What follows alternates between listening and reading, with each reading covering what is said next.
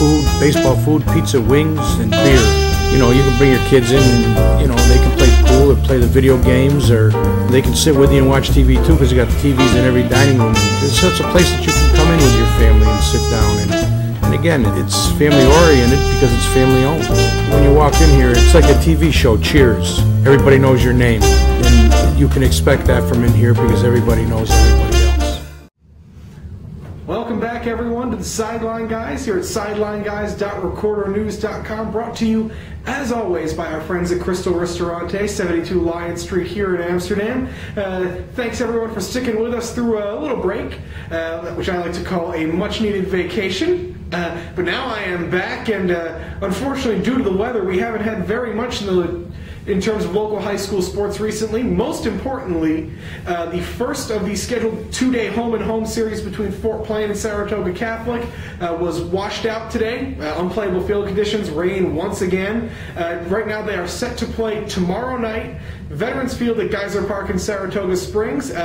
I've been told by Fonzie Lambert, the Spa Catholic head coach, earlier this afternoon, there's a good chance that will be a doubleheader starting at 4:30. Second game at 7, and that's going to be big because that's going to decide the Western Athletic Conference North Division title. These two teams are both in good position for sectionals, but either team could use that one big boost, especially Fort Plain. Any seeding in a very, very difficult Class C could be important.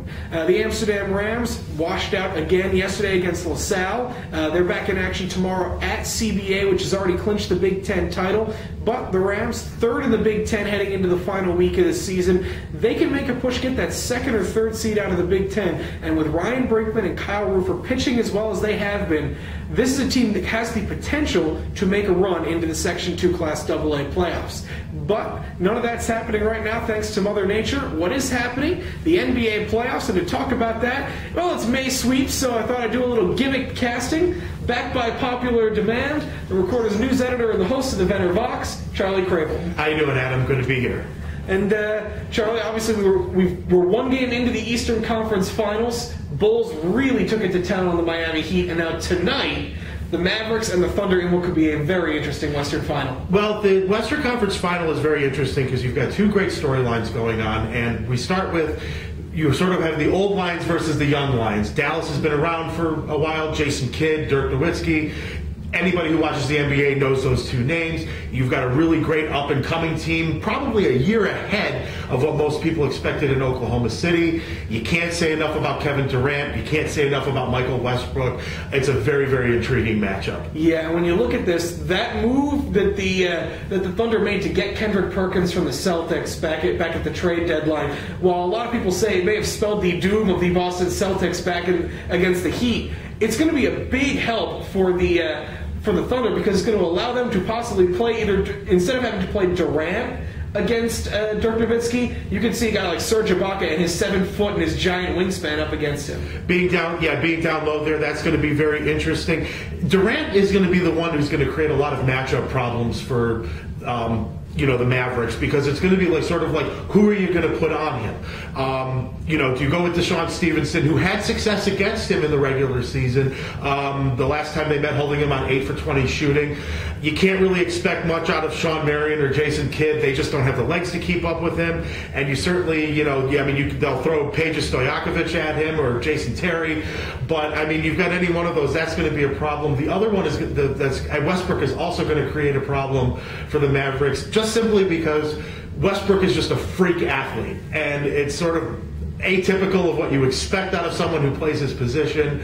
But I expect a lot of high flying, a lot of high scoring in this series. No, this is really a chance where you're going to see maybe the two premier young point guards who at this point in the next 2-3 years may very well, one of them in Derrick Rose in Chicago is already the MVP of the league, maybe already the NBA's premier point guard, and Russell Westbrook. It's really that strange changing of the guard that's come through. It's that post-Kobe, Duncan, Shaq era of stars. We got to remember, this is also going to be the first time since 1999 that the NBA Finals, we know, will not feature a Shaquille O'Neal, Tim Duncan, or Kobe Bryant. It's a very exciting time in the NBA. If we're looking at the Bulls Heat matchup, if you do not appreciate the way that this young Bulls team plays defense, I question whether or not you're really an NBA fan. I mean, they clog the inside. They get in your face. You know, I mean, I don't expect Miami to struggle throughout this entire series like they struggled on Sunday against Chicago, but Chicago has proved that they are not a one-year wonder, that they're definitely here to stay.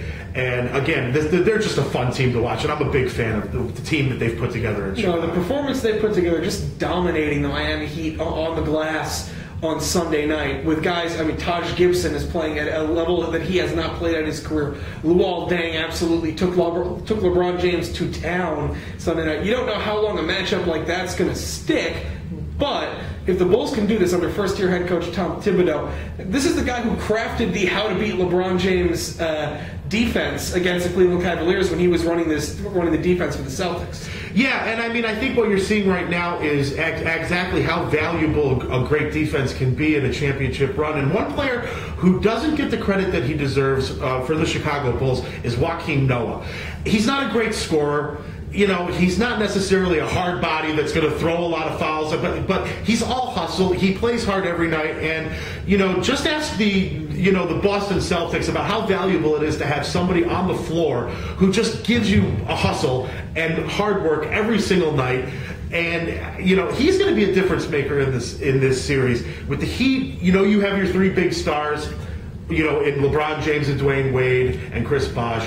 What you're getting out of Chicago is, you know, you've got your proven star in Derrick Rose, but what's neat to watch about this team is you don't know which second guy is going to step up each and every night. Yeah. And if they bring that kind of intensity like they did on Sunday, I like Chicago's chances to make the NBA Finals. And I'll be perfectly honest, as long as Joakim Noah doesn't dance, I'm fine with that. That's, you know, we don't need to see any more of that. And when you look at that Thunder Mavericks series, for me, the thing is, you've got this young team that is so fun to watch in Oklahoma City, coming off just an incredibly entertaining series against the Memphis Grizzlies.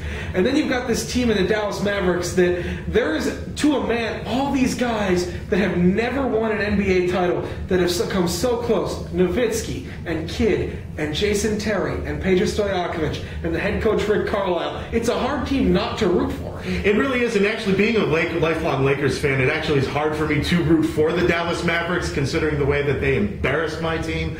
But, you know, I have a lot of respect for all those players that you just mentioned, and we talk a lot about, you know, there's so many great NBA players that have never gotten a chance to, you know, that have never, well, Dallas has gotten a chance to win a title and they couldn't do it, but, you know, you'd like to see them retire with one ring.